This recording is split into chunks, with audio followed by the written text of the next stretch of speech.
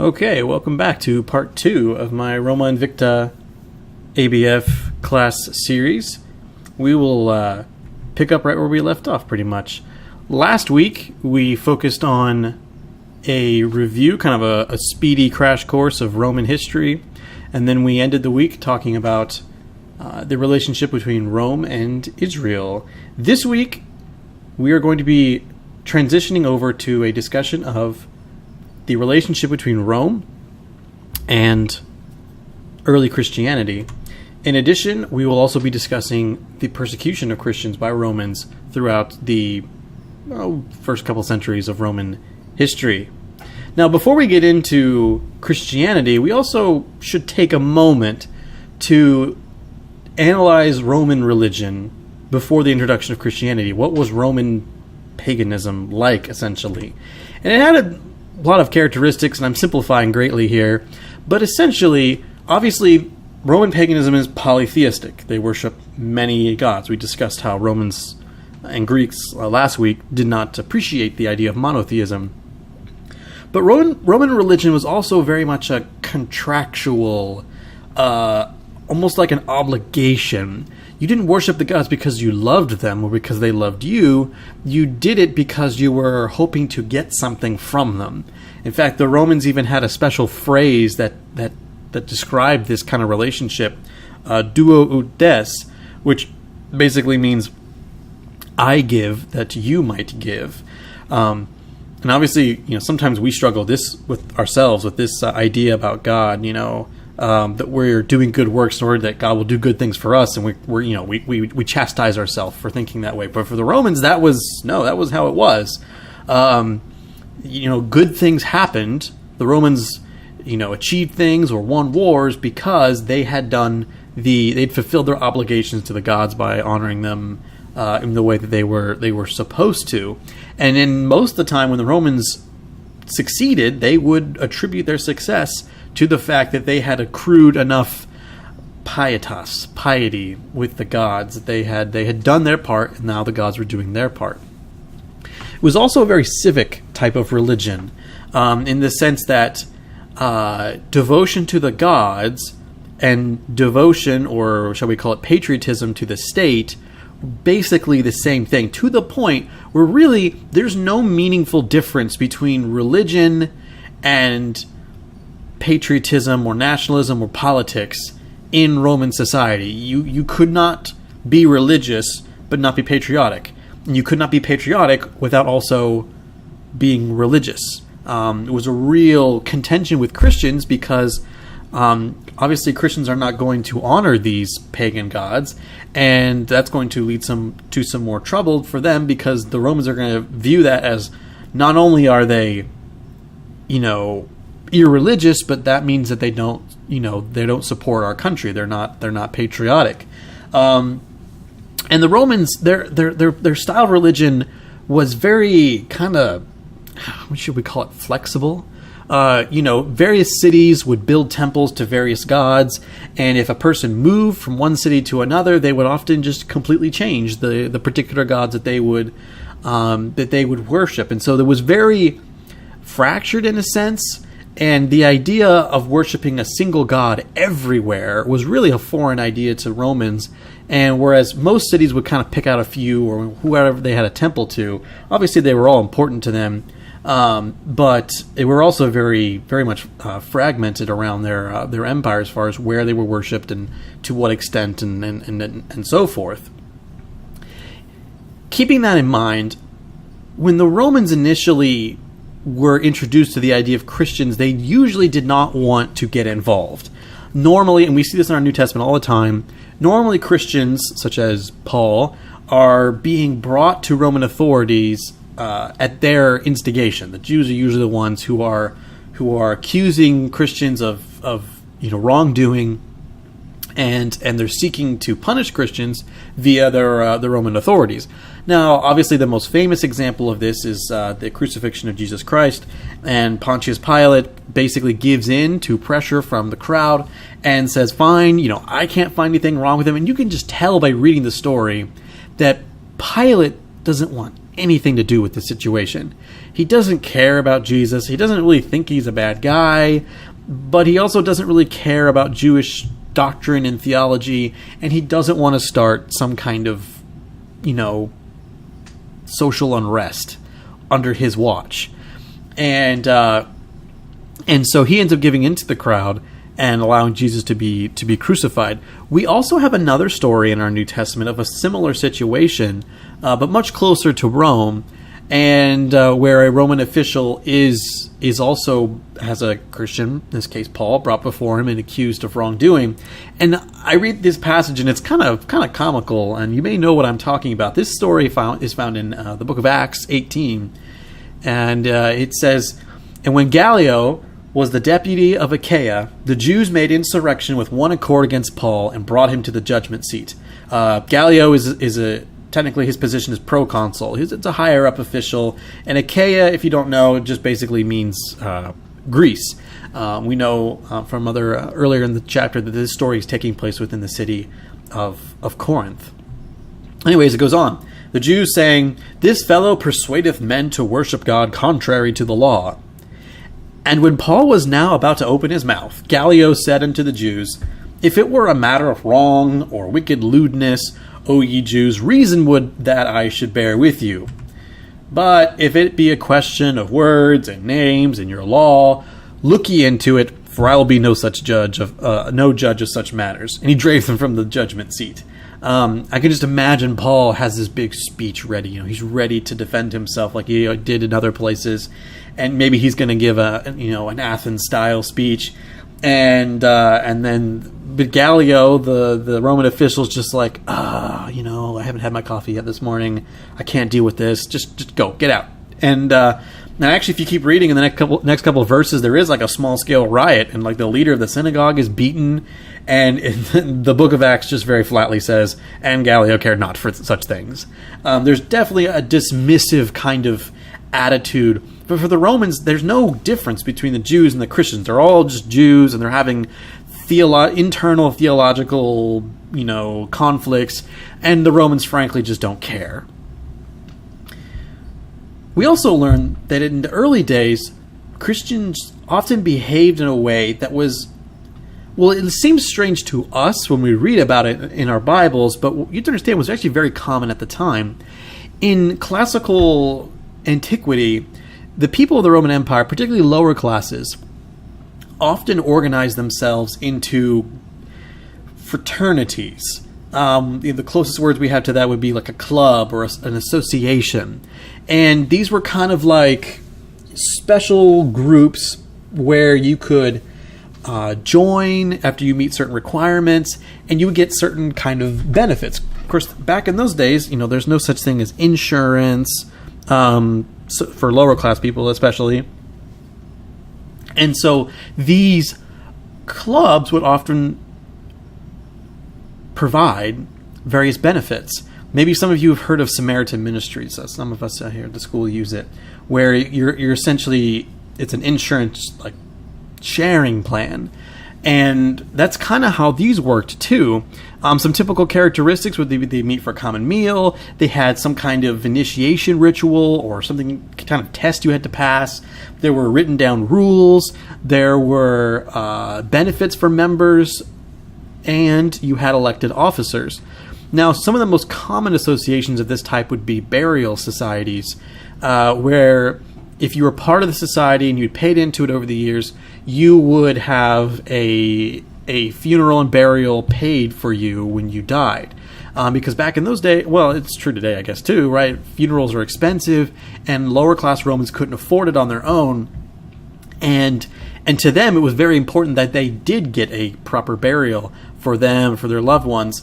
And so that was a very common type of club. But they could also be made for like professions, like the Association of Blacksmiths in this town, or fishermen in this town, almost like the medieval idea of a guild, if you're familiar with that.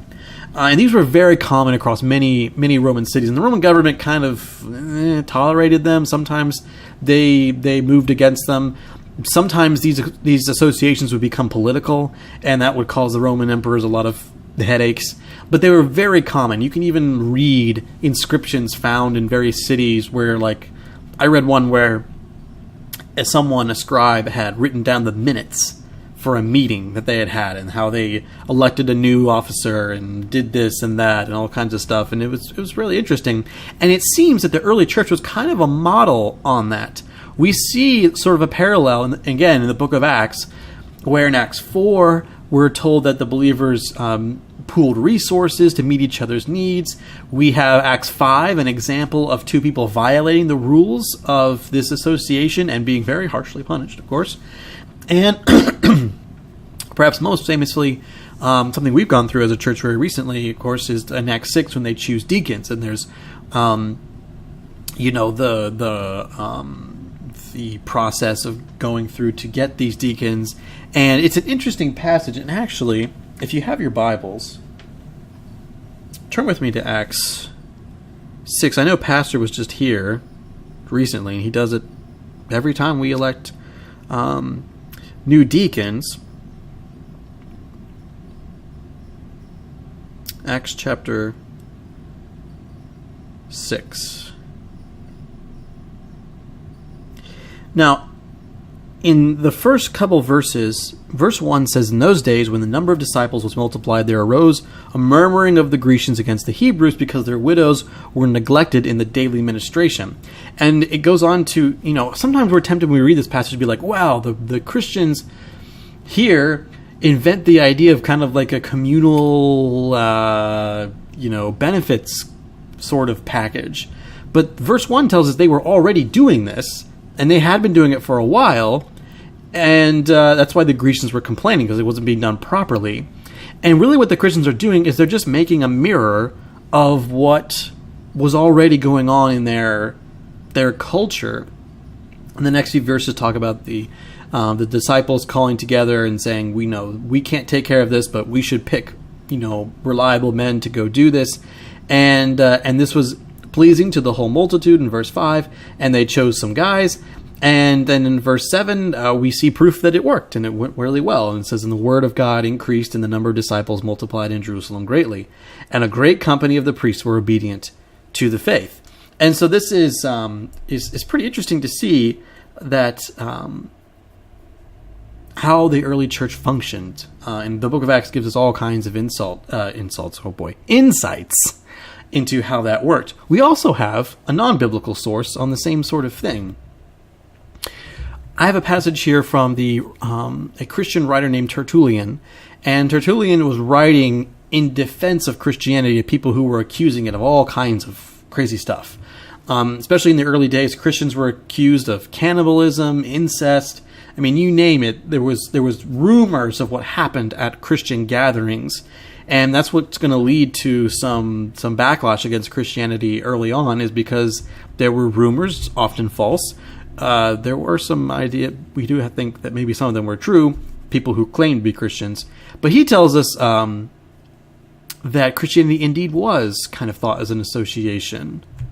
He says, "We are an association bound together by our religious profession, by the unity of our way of life and the bond of our common hope. We meet together as an assembly and as a society. We pray for the emperors." See, we're loyal. "We gather together to read our sacred writing. With the holy words we nourish our faith. After the gathering is over, the Christians go out as though they had come from a school of virtue. But who has ever suffered harm from our assemblies? We are, in our congregations, just what we are when separated from each other. We are, as a community, what we are as individuals. We injure nobody. We trouble nobody. When the pure assemble in congregation, you ought not to call that a faction, but a curia." Essentially what he's saying is that we're not a political club. We are a holy council or a congregation. We are a legitimate religion. And Tertullian writes this about the year 197 AD, and to combat the hostility that was present in the Roman world against Christians. So why were Christians unpopular? I mean, it seems like people who are, Christians should be well liked. Well, it's because Christianity, especially in those days, really, really ground against the culture of the time. Christians, because of their allegiance to Christ, could not participate in a lot of things in Roman society. For one thing, they would not run for political office. Again, because if you're going to be a good politician, you have to honor the gods, and that's part of your normal routine. Your duties is to honor the gods, and so they would not run for political office. They would not participate in pagan rituals and festivals. They would not. Christians were often accused of being unsociable. That they didn't participate in the community as a whole, and a common insult was that they were haters of humanity. That, well, the Christians must just hate people, or they're snobs, because they won't come out and participate in everything that everyone else is doing. And also, they refuse to serve in the military. This is a big one, too, because now Christians are seen as not contributing to the political situation. They won't participate in rituals and festivals and other, fun things that we do, and they won't help defend the empire. So why wouldn't they serve in the military?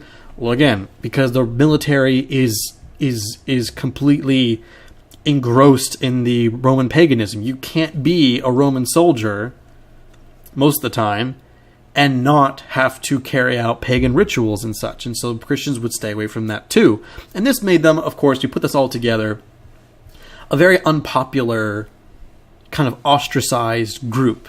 That they're the people who don't, they don't do everything that we do because they think they're better than us, perhaps, or something like that.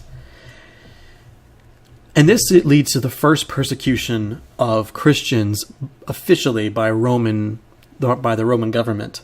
You probably heard of this emperor here, Emperor Nero. Emperor Nero is the first Roman to persecute Christians. What happened was that a large fire started in the city of Rome in 64 AD, and it burned down a significant portion of the city, like a whole district. Lots and lots of people lost their homes, lost their property. People died. It was a huge fire. Nero was not in the city of Rome at the time. He was at a vacation house or something like that. And but after the fire, there was rumors that Nero had ordered the fire intentionally. And so, Americans aren't the only ones who are obsessed with conspiracy theories. And of course, he denied this, but the rumor persisted. And Tacitus, a Roman historian, tells us what happens. And essentially, Nero decides that he needs a scapegoat. Whether we don't know for sure whether he started the fire or not. I mean, he did end up building a giant palace for himself on the ruins of people's houses, so it's possible. And he decides to use as his scapegoat Christians and blames the Christians for starting the fire. And this is what Tacitus tells us happened. But neither human help, nor imperial munificence, nor all the modes of placating heaven could stifle scandal or dispel the belief that the fire had taken place by order. Therefore, to scotch the rumor, Nero substituted as culprits and punished with the utmost refinements of cruelty a class of men loathed for their vices, whom the crowd had styled Christians. Christus, the founder of the name, had undergone the death penalty in the reign of Tiberius by sentence of the procurator Pontius Pilate, and the pernicious superstition was checked for the moment, only to break out once more, not merely in Judea, the home of the disease, but even in the capital itself. All right, Tacitus tell us how you really feel, right? And then he goes on to tell us what Nero did to these Christians in Rome. They were covered with wild beast skins, and torn to death by dogs, or they were fastened on crosses, and when daylight failed, were burned to serve as lamps by night.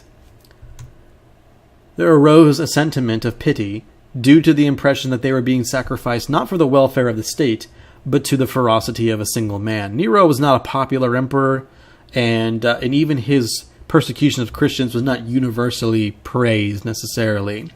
But for the most part, this is happening in the city of Rome itself. This is not an empire-wide crackdown on Christianity just yet. In fact, even despite all of this intense, although temporary persecution, the Romans, it's not clear that they ever created a uniform policy for how to deal with Christians. In other words, they didn't outlaw Christianity just yet by Nero's time. However, at least a couple of generations later, by the beginning of the 2nd century, it seems that being a Christian was becoming a capital offense. The Romans didn't seem to be going out and searching for Christians, but if someone accused their neighbor of being a Christian and brought them before the Roman authorities, it was very possible that the Roman official would tell them, okay, you either need to recant your beliefs or you're going to be executed. And that's how it's going to be going forward. Speaking of Nero's persecution, it's estimated that he killed between... I don't have the number for his... In total, Christians killed in the 1st century is probably somewhere between 3,000 and 5,000 is a very conservative estimate. So it was intense and it was terrible. We remember it all these years later. But it was not like a widespread, extermination of Christians everywhere. But it certainly was quite a few in the city of Rome. Moving on then.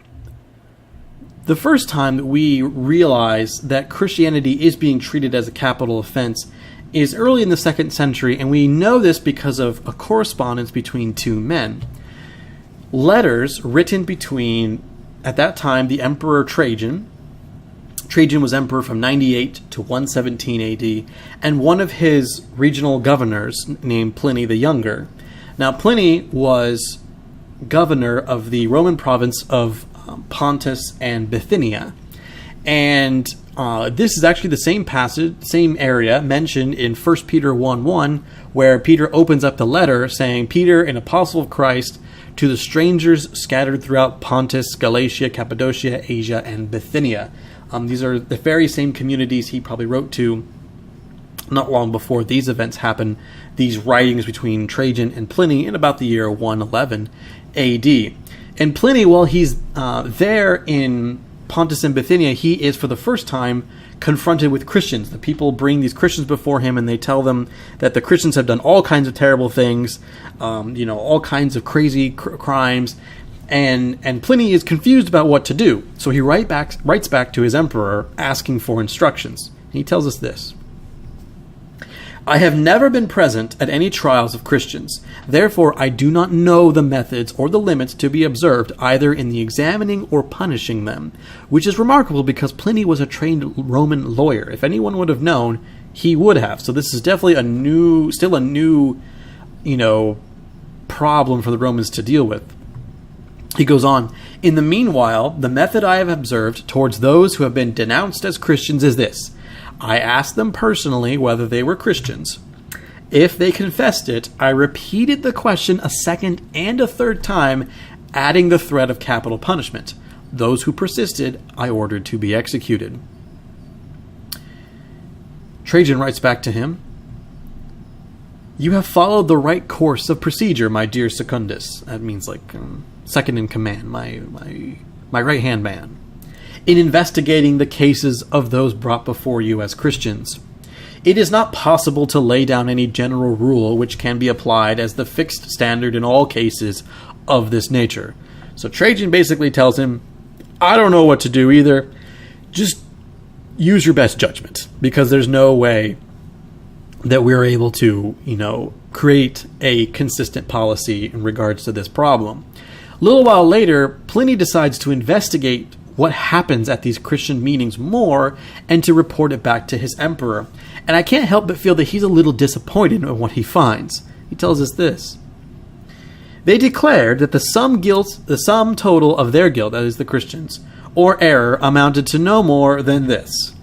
That they met regularly before dawn on a fixed day to chant verses alternately among themselves in honor of Christ as if to a god. And also to bind themselves by oath, not for any criminal purpose, but to abstain from theft, robbery, and adultery, to commit no breach of trust, and not to deny a deposit when called upon to restore it. After this ceremony, it had been their custom to disperse and reassemble later to take food of an ordinary, harmless kind. And that is Pliny's findings as far as what actually happens at these Christian meetings. We also have another example of Roman officials deciding to persecute Christians. We find that often the Romans would not persecute all members of the church, but they would especially go for the leadership. They loved to do that, especially in the early days of their persecutions, go for bishops and pastors and such. This is the story of the martyrdom of Polycarp. Polycarp was a Christian bishop from the city of Smyrna, and which is kind of in the Syria area. And it's, according to other Christian writers from the time, Polycarp was a friend and a student of the Apostle John, and that it's possible that John had even installed him as bishop sometime after the New Testament was written.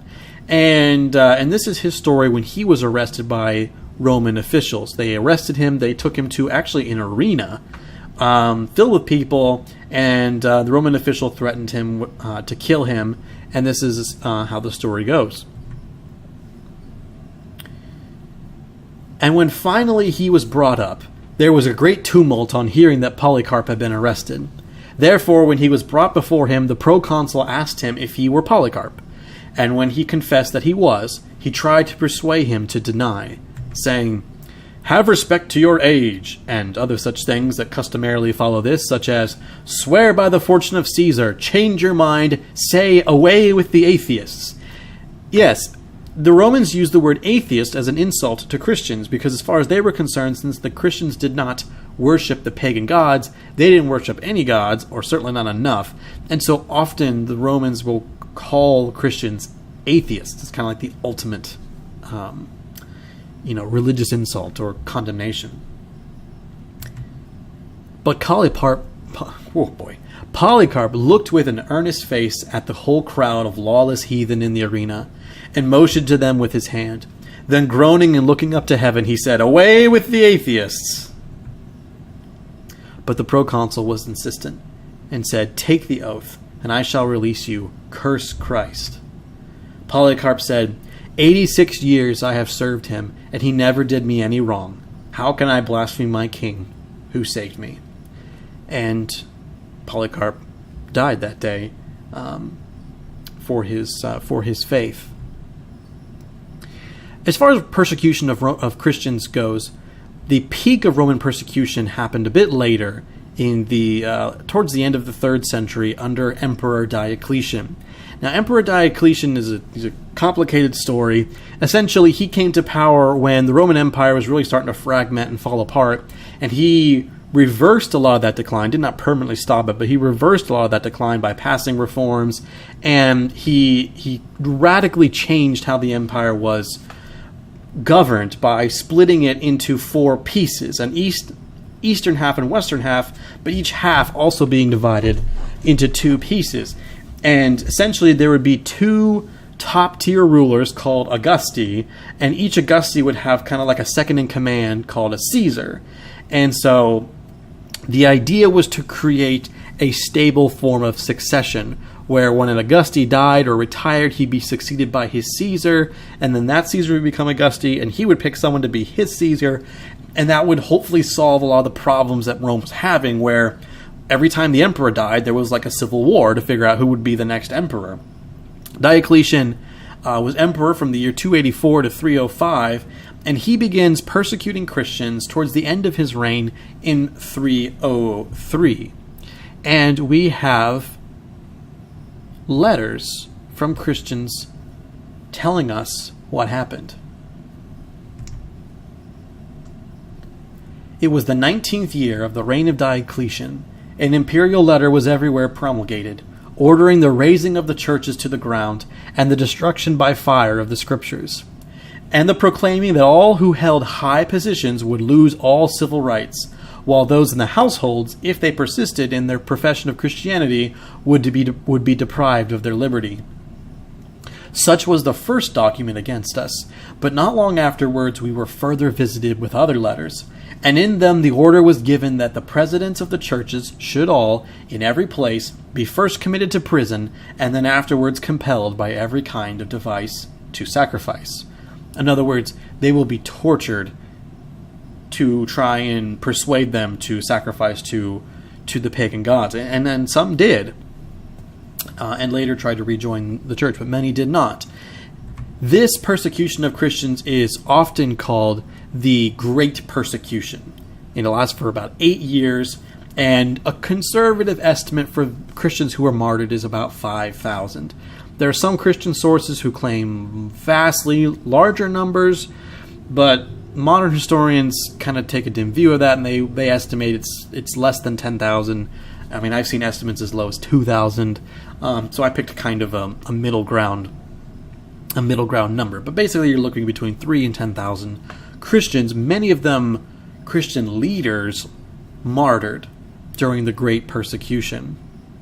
But, as we all know, Diocletian's persecution of Christianity failed. It did not stop the spread of Christianity. It did not cower Christians into submission like he thought it would do.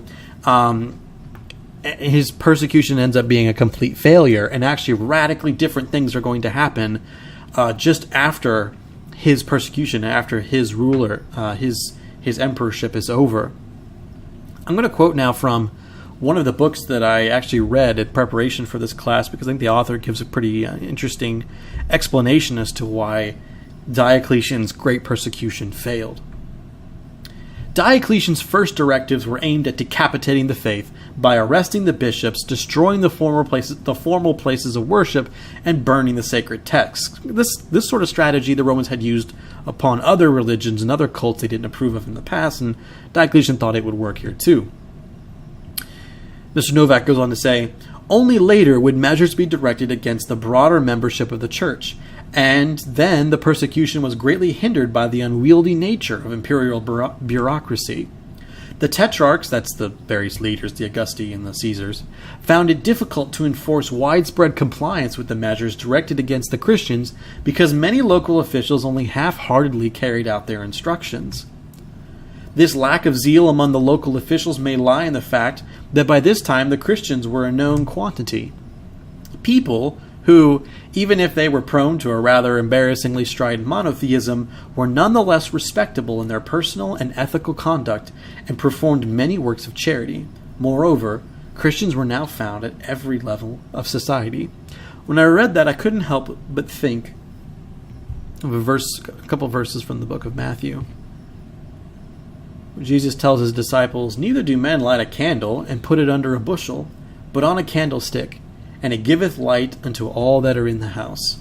Let your light so shine before men, that they may see your good works, and glorify your Father which is in heaven. I think many of the early Christians in the Roman Empire understood this passage, and even though it had taken decades, centuries really, and had cost them a great amount of blood and tears and sweat and treasure, they had at last earned a reputation among even the pagans that we really shouldn't be killing these people. They haven't done anything wrong, and they're actually, unusually nice and compassionate, and maybe there's something different about them.